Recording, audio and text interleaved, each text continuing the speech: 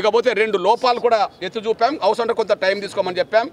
నిన్నటి వరకు ఒక పల్లెకు పల్లె 60-70 ఏళ్ళుగా ఎస్సీ మాదిగలు హిందూ మాదిగల కిందనే ఉంటారు.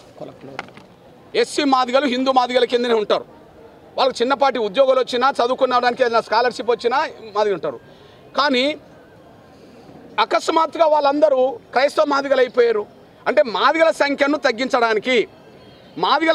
తగ్గించడానికి సచివాలయం పరిధిలో ఇక్కడ పరిధిలో ఒక కుట్ర జరుగుతున్నట్టు కనిపిస్తున్నది.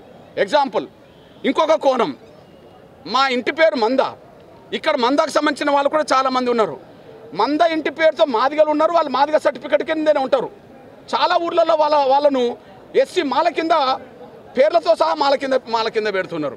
చాలా గ్రామాల్లో మాదిగలకు సంబంధించిన పేర్లను కూడా మాలల కింద తీసుకొచ్చారు. అంటే ఇక్కడ 2 కుట్రలు జరుగుతున్నాయి.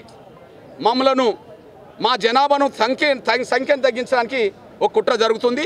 దీన్ని సరిచేసే విధంగా వారం 10 రోజులు అదనం టైం తీసుకున్నా మంచిదే, కానీ దీన్ని సరిచేసినాకనే వర్గీకరణకు సంబంధించిన న్యాయబద్ధమైన రిపోర్టును అందించాలని చెప్పి మేము కమిషన్ చైర్మన్ గారిని కోరడం జరిగింది.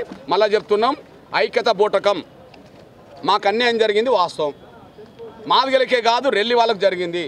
రెల్లి వాళ్ళకే కాదు, మాల దాసరికి సంబంధించి జరిగిందని చెప్పి రోడ్డు మీదకి వచ్చారు.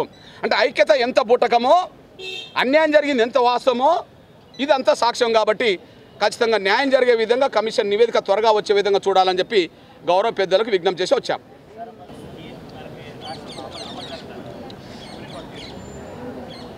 ఇప్పుడు కూడా ప్రభుత్వం తీసుకునే ప్రతి నిర్ణయానికి చట్టబద్ధత కావాలి.